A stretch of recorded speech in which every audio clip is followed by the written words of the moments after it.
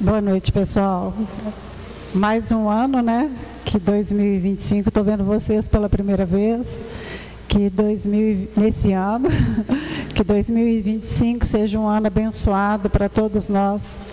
E que todos os percalços, todos os obstáculos, a gente tenha força e a ajuda divina, a ajuda dos nossos bons amigos espirituais para nos orientar no enfrentamento, porque Jesus nunca prometeu facilidade, mas sim para que a gente viesse para evoluir. Então, que 2025 seja um ano de evolução, mas se Deus permitir que seja um ano mais leve para nós, né? Então, vamos lá. Hoje a gente está estudando o 3º capítulo do livro Caminho, Verdade e Vida.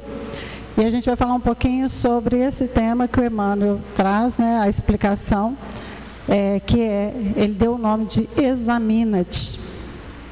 Quando a gente fala a palavra examinar, a gente vem várias coisas para nós, né? Quando a gente fala em examinar, a gente pode examinar, ir ao médico, fazer um exame, apalpar, ver como que a gente está, ir a um laboratório para poder ver, né, organicamente ali como a gente está também. Mas a gente pensa em examinar no sentido da gente ter o olhar para nós mesmos, principalmente. Se a gente vai nos examinar, a gente tem que buscar um pouquinho assim, o que está acontecendo comigo nesse momento e, principalmente, por que está acontecendo isso comigo? Na grande maioria das vezes, quando a gente está enfrentando alguma situação, a gente, às vezes, desespera. Em muitos momentos, a gente vai ter os nossos momentos de fé. A gente busca uma leitura edificante. A gente reza fervorosamente ou ora fervorosamente. Mas, às vezes, a gente precisa parar e pensar assim, nada é por acaso. Então, assim, se eu estou enfrentando isso, o que me faz enfrentar essa situação? Será que Deus quer que eu enxergue isso de alguma forma para a minha própria transformação? Por exemplo, gente, sei lá, a pessoa tem, vou dar um exemplo bem bobo. A pessoa tem um chefe muito, muito chato, né? E aí a pessoa, será que eu tenho que realmente passar por isso, né? Todo dia essas questões? Ou será que eu só estou passando por isso porque de repente eu preciso testar a minha paciência, o meu autocontrole, eu preciso entender que talvez aquilo ali seja um ponto final e eu tenha que partir para outro momento, né? Então, só a gente parando para examinar o que a gente precisa entender com aquele problema, para a gente poder superar mais fácil. E não ter que ficar repetindo lições o tempo todo, né? Então, vamos ver o que o Emmanuel traz para nós. Emmanuel começa esse capítulo trazendo um pedaço de uma frase de Paulo, quando ele faz uma carta para os filipenses. E quando ele faz essa carta, ele escreve essa carta, ele está preso. Ele está no momento que ele está preso, mas ele escreve como uma instrução para os filipenses, tá? E aí Paulo coloca assim: nada faça por contendas ou por vanglória, mas por humildade. O Emmanuel não colocou, mas eu coloquei a continuação da frase, que a continuação dessa frase é a seguinte, olha: então, nada faça por contendas ou vanglória, mas por humildade, considerando uns aos outros como superiores a si mesmos. Então, Paulo está dizendo para nós o quê? A gente precisa ser superior, mas não superior ao outro. A gente precisa ser superior a nós mesmos. E hoje, do jeito que a gente está vivendo, é tão comum a gente nos medir olhando para o outro. Eu estou fazendo a mesma coisa que o outro, mas o outro está alcançando vitórias muito maiores do que a minha. Mas eu estou na mesma caminhada. Por que será que isso não está acontecendo comigo? A gente está sempre vendo as vitórias do outro e esquecendo de olhar para nós mesmos. Por quê? Porque se a gente parar para pensar, o outro tem uma caminhada muito diferente da nossa. Porque é uma caminhada de milênios, não é uma caminhada de uma encarnação. E a gente não consegue enxergar isso. A gente acha que o outro começou naquele instante junto com a gente. Mas ele tem uma caminhada totalmente distinta da nossa. Cada um de nós é um grande tesouro para Deus. Porque a gente é único, a gente é exclusivo. Cada um tem a sua história. E com a internet hoje em dia, é muito fácil da gente se comparar. A gente se compara o tempo todo, porque a gente vê postagens e mais postagens de... Nunca de erros, derrotas, mas a gente sempre vê de pessoas muito bem-sucedidas, né? Tudo parece que é muito simples, e o processo não é assim. Então, quando a gente se sentir superior, a gente tem que se sentir superior à nossa trajetória. Ontem eu cometi erros que hoje eu não cometo mais. Ontem eu fiz coisas que hoje eu não faço mais. Então, eu vou crescer com a minha medida, não com a medida do outro. É como se eu estivesse calçando o sapato certo, aquele que realmente cabe e é confortável no meu pé, né? Não o sapato do outro, porque a caminhada do outro ninguém sabe exatamente, quando ele põe a cabeça no travesseiro, exatamente como que é a vida dele, como que é a trajetória dele, o que ele carrega, né? E aqui eu coloquei, gente, o significado, né? Contenda seria discussão, discórdia. Então, quer dizer, não faça nada quando você está com raiva. Não faça por contendas. Não faça por uma discórdia. Eu vou fazer isso porque eu não gosto daquela pessoa, né? E não faça também por vanglória, por convencimento. Faça porque você acha que é certo de fazer. Às vezes, quando a gente segue a frase assim, o que Jesus faria? Eu estou vivendo uma situação, às vezes a gente está com muita raiva. Se a gente respirar fundo, o famoso contar até 10, né, gente? Às vezes a gente conta até 1000. Quem nunca, né? Mas tem hora que a gente tem que pensar o que Jesus faria, né? Não o que eu faria nas minhas imperfeições. É respirar fundo e às vezes a melhor coisa que tem para a gente fazer é o tempo. É esperar, né? Então, vamos lá. Emmanuel diz para a gente no texto, ele fala assim, cada árvore produz segundo sua espécie, e o discípulo vai contribuir conforme a sua evolução. Né? Que é um pouquinho do que eu falei também. Mas ele está dizendo que cada árvore produz segundo a sua espécie, é muito comum a gente não pensar assim. A gente... Se tem uma macieira, ela vai produzir maçã. Se você tem uma parreira de uva, ela vai produzir uva. Só que às vezes a gente convive com o outro e ele é uma laranjeira e a gente quer que ele nos dê jabuticaba. Mas ele é uma laranjeira. Eu estou vendo que ele é uma laranjeira. Mas eu quero que ele produza jabuticaba. Ele nunca vai produzir jabuticaba. E aí eu começo a achar que se eu fizer enxerto, se eu fizer modificações genéticas do outro, ele vai ser aquilo que eu desejo, ele não vai. E a gente sabe que muitos casamentos se perdem por isso, porque a pessoa acha que um dia ela vai conseguir transformar o outro. A gente não transforma ninguém, é difícil da gente transformar até a gente mesmo. Como é que eu vou conseguir transformar o outro?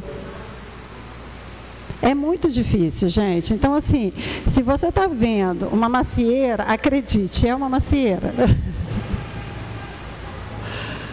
Olhe para o outro, tentando enxergar os acertos e os erros. E a gente também não é perfeito, a gente pode gostar do outro com os erros e acertos dele. A gente não precisa ver só qualidades na pessoa para a gente poder amar a pessoa, para a gente gostar. Mas a gente tem que entender que ela também tem erros, assim como nós. E assim como a gente também quer ser amado. né? E, assim como ninguém quer ser transformado pelo outro. E se eu me transformar naquilo que o outro deseja que eu seja, eu vou perder o meu processo reencarnatório em uma ilusão.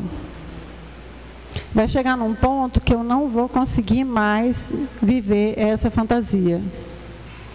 E aí vem aquela sensação de arrependimento, de perda de tempo na vida, né? Emmanuel segue falando para a gente assim: a experiência humana não é uma estação de prazer. O homem permanece em função de aprendizado. E nessa tarefa é razoável que saiba valorizar a oportunidade de aprender, facilitando o mesmo ensejo aos semelhantes. Então, ele está dizendo o que para nós? Olha, esse planeta aqui não é um playground. Você não veio aqui só para se divertir. Você veio aqui para evoluir. Aí você pode pensar assim, tá, mas aí quer dizer que eu vou ter que ficar só dores e sofrimentos, porque é um planeta de dores e sofrimentos? Não. Acho que Deus não quer isso para ninguém, não. Porque quando a gente vem e encarna, acreditando que a gente vai dar conta de todo o processo, Ele quer que você faça com alegria, com felicidade. Jesus era feliz. E Ele teve que reduzir, né, para caber nesse planeta. Ele teve que se preparar por uns 3.000 anos para um processo reencarnatório aqui. Então, quando a gente vem nesse planeta, a gente vem, sim, para ser feliz. E se a gente não é feliz, é resultado de algumas escolhas que talvez a gente não tenha acertado muito, mas a gente sempre pode modificar. A gente sempre pode fazer melhor do que o que a gente está fazendo. Mas a gente tem que permitir também que o outro faça a tarefa dele, né? A gente tem que permitir isso. A gente tem que crescer e deixar o outro crescer também. Hoje eu estou aqui falando com vocês. Em outro momento eu vou estar em um outro espaço ouvindo o outro falar. E a gente vai o quê? A gente vai amadurecendo com a fala do outro e com as nossas avaliações internas. Então, é aprendizado o tempo todo na sociedade, né? Aí eu coloquei ali um breve esquema do que o Emmanuel está falando com a gente. Ele está falando de humildade, ele está falando de trabalho, ele está falando para a gente examinar, e ele está falando que Jesus veio, e com tudo que ele foi, ele também sofreu na cruz por nós, né? Então, vamos lá. Se ele fala de humildade, a gente tem que saber que a humildade é um dos pilares do Espiritismo, e não só do Espiritismo, também como do cristianismo, né? E a gente encontra isso em várias passagens na Bíblia. Mateus mesmo, no capítulo 23, versículo 12, fala assim: quem exaltar, Jesus fala, né? Quem exaltar será humilhado, e quem se humilhar será exaltado. Então, ele está dizendo, não é humilhar no sentido de você ser aquele pobre coitado. De se humilhar, tendo como referência o que Jesus fez. Uma pessoa que era firme, que sabia se colocar, mas que era humilde. Vamos pensar numa pessoa mais próxima de nós. Chico Xavier era um homem humilde, mas era um homem bobo? Não, era um homem de um temperamento, inclusive, muito forte. Ele sabia onde que ele queria chegar, e ele sabia colocar cada um no seu lugar também, mas era uma pessoa humilde. Então, a gente precisa, com a nossa humildade, a gente fazer o nosso trabalho, fazer a nossa tarefa nessa sociedade, e não precisar de humilhar ninguém, né? O trabalho. O Emmanuel diz no texto: o serviço de Jesus é infinito. Na sua órbita há lugar para todas as criaturas e para todas as ideias sadias em sua expressão substancial. Então, ele está dizendo, na sua órbita, na órbita de Jesus, se eu quero orbitar, se eu quero estar próximo a Jesus, eu preciso me sintonizar com Ele. Concordam disso? Eu preciso me sintonizar. E como é que eu me sintonizo com Jesus?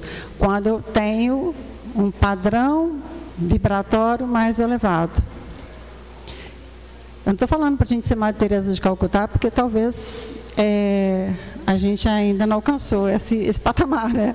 Ou o Chico Xavier, mas a gente precisa, talvez algumas pessoas possam até ser aqui, eu não sei, né? Estou falando por mim também. Mas a gente precisa estar na órbita de Jesus, sintonizar com o Pai. Quando a gente sente um pouquinho de paz no coração. Quando a gente encontra essa paz, a gente encontra Jesus também.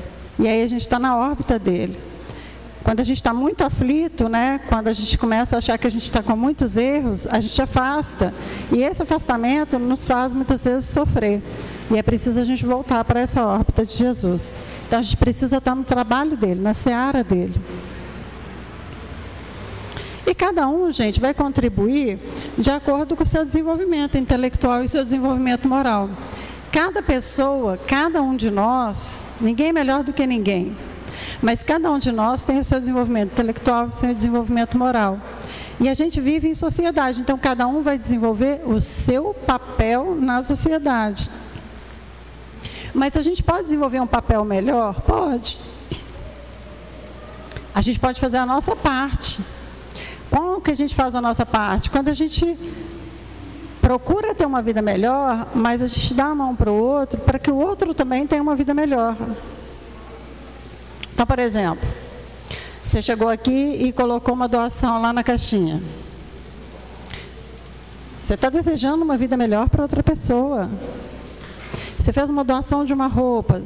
Você ajudou e sentou com alguém para escutar essa pessoa, um amigo ou um estranho. E você sai de lá, às vezes, com o coração aquecido. Você fala assim, eu fiz uma boa ação. Quantos de nós não acontece isso, gente? Você faz uma boa ação e você sai tão feliz, você fala assim, eu estou muito mais feliz do que a pessoa que foi ajudada. Eu saio com o coração aquecido. E isso está na órbita também de Jesus, né? Por quê? Porque eu faço meu trabalho enquanto sociedade. Eu estou olhando para mim, estou olhando para o outro. E com certeza a gente recebe até mais do que a gente dá, né? Tem uma parábola, eu vou falar ela brevemente para dar tempo. Tem uma parábola que é a parábola da vinha, eu acho que todo mundo aqui conhece, mas vamos lá. Nessa parábola, tem o dono de um agricultor, né? E ele vai chamar trabalhadores para poder fazer o trabalho na lavoura. Então, ele vai chamar trabalhadores às 9 horas da manhã, depois... E ele sempre combina que o pagamento é um drenário, que era moeda. Depois ele chama outros trabalhadores ao meio-dia, depois ele chama outros trabalhadores às 3 horas da tarde. Só que para de trabalhar às 4. Aqueles que foram chamados para trabalhar às 3 horas da tarde, falam assim, mas são 3 horas. Você vai pagar isso mesmo? Vou. Ah, então a gente... Vamos lá, né? Bom, vamos fazer esse trabalho. Quando vai receber, começa a receber primeiro os que chegaram por último. E recebe um drenário. E aí aqueles que estavam o dia inteiro trabalhando na lavoura também recebem um drenário. E aí eles reclamam com o dono, né, do local e falam assim, poxa, eu estou recebendo aqui um drenário, estou aqui desde 9 horas da manhã, o cara chegou aqui 3 horas da tarde, está esse diálogo é meu, hein, gente? O cara chegou aqui 3 horas da tarde, vai receber a mesma quantidade que eu estou recebendo? Como assim? Né? Ele falou assim, mas você não combinou? Você não falou que você queria receber um drenário? O combinado não foi esse? O dinheiro não é meu? Eu não posso dispor do dinheiro do jeito que eu quiser? Nós não marcamos isso como um combinado? Então, por que você está de olho no que é do outro? Eu acho que se eu estivesse nessa fazenda, também eu pensaria a mesma coisa que os caras. Como assim, né? Tá, né? Mas é o que Jesus mostrou para nós, né? A gente, às vezes, antes da gente encarnar, a gente combinou uma coisa com o Pai, né? A gente combinou um tanto de coisa com Ele lá. Outras pessoas combinaram outras coisas, mas quando chega aqui, a gente quer a mesma coisa. Por que não? Por que eu não mereço? E aí, né? Deus podia falar assim, minha filha, mas você não combinou isso comigo, não. Você combinou foi outra coisa, né? Essa é a nossa passagem, esse é o nosso processo evolutivo, né? E aí a gente tem uma importância muito grande em examinar a nossa própria trajetória, né? E lá no Livro dos Espíritos fala assim, qual que é o meio mais prático e eficaz para a gente melhorar nessa vida e resistir ao arrastamento ao mal? Aí os Espíritos respondem, um sábio na antiguidade vos diz, conhece-te a ti mesmo. Santo Agostinho também falava para nós, né? Conhece-te a ti mesmo, porque ele falava assim, o que você pode fazer? Quando você chegar em casa, se for dormir, antes de dormir, repassa o seu dia e vê o que você fez. Deu tudo certo? As ações foram boas? Ótimo. Não foram boas? Ok. Dá para amanhã fazer diferente, consertar algumas coisas que você fez de errado hoje? Se dá, faça isso. Não deixa isso para a próxima encarnação, não, porque a gente nunca sabe quando é que a gente vai estar vivo. Né? Se a gente vai ficar aqui um dia, 2 dias, né? 100 anos, sei lá. Né? Então, ele também falava isso. Ali eu coloquei a abelha, porque a abelha ela vive em sociedade igual a gente. Quando ela visita a flor, ela está fazendo o papel dela, ela está buscando alimento para a colônia, ela está buscando ali o néctar, que vai virar mel, e que acaba também nos ajudando, como ela também vai pegar o pólen, que vai alimentar as larvas também lá na colmeia. E em troca, como ela vai visitando uma flor e outra, ela faz a polinização, e aí a gente vai ter o fruto. Então, os animais, os vegetais, todos sabem o papel que eles estão desenvolvendo nesse planeta. Cabe a gente agora identificar qual que é o papel que a gente está exercendo nesse planeta. Por que essa vida? Por que eu estou encarnada nesse instante? Eu estou no lugar certo e na família certa, porque foi o que eu pedi. Ninguém me obrigou a nada. Então, o que eu tenho que fazer para aproveitar o máximo dessa evolução? E para poder andar um pouquinho mais? Planejamento reencarnatório.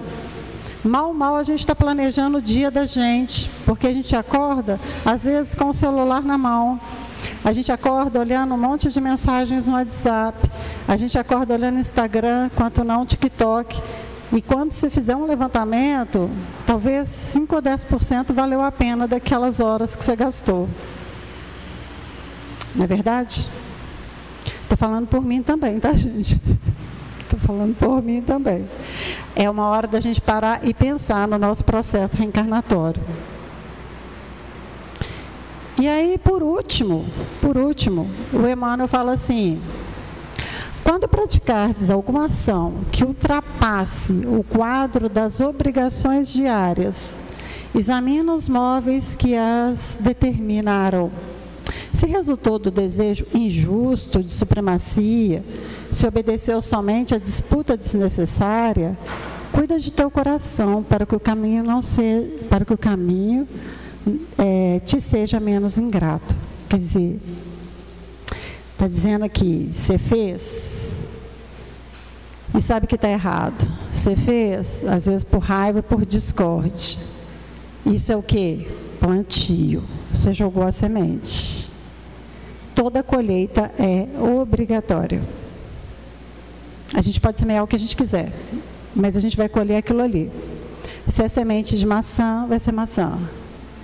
Né? Acho que semente nós faz a muda mesmo, né? Acho que nem tem, não faz como semente, né? Não sei. Mas vamos lá. Então a gente não pode semear coisas e esperando outras, né? Tá? Agora, se aquilo que você fez, né? Mas se atendestes ao dever, ainda que haja sido interpretado como rigorista e exigente, incompreensivo e infiel, recebe as observações indevidas e passa adiante. Fiz o que era certo, fiz o que eu sabia que tinha que ser feito. Muita gente não gostou, mas aquilo era a coisa certa.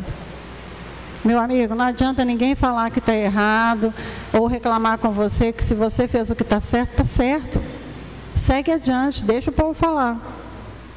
Porque você sabe que está certo. Então, fez a coisa certa? Ok, é isso que ele está dizendo. Não fique tentando agradar os outros e vestindo uma camisa que não te cabe, né? Jesus foi tido como por imprudente, rebelde, traidor da lei e inimigo do povo, recebendo com a cruz a coroa gloriosa. Jesus fez o que era certo. E um monte de gente interpretou errado, mas ele continuou fazendo a coisa certa, né? E Jesus nos fala: eu venci o mundo. Que mundo que ele venceu, né? Esse mundo íntimo, esse mundo que tentaram colocar para que ele vestisse uma roupa que não era dele. Jesus venceu isso por nós. E aí eu deixo vocês nos braços de Jesus essa noite, todos nós nos braços de Jesus, para que ele cuide de todos nós, para que vocês possam receber aquilo que vocês vieram buscar. E que saiam daqui com o coração mais leve, mais feliz e com dias melhores, tá? A referência, então, é desse livro que eu falei, Caminho, Verdade e Vida, e o Livro dos Espíritos. Lembrando que sempre a gente tem livros também para serem vendidos na nossa recepção ali. Fiquem com Deus, que Jesus abençoe a todos.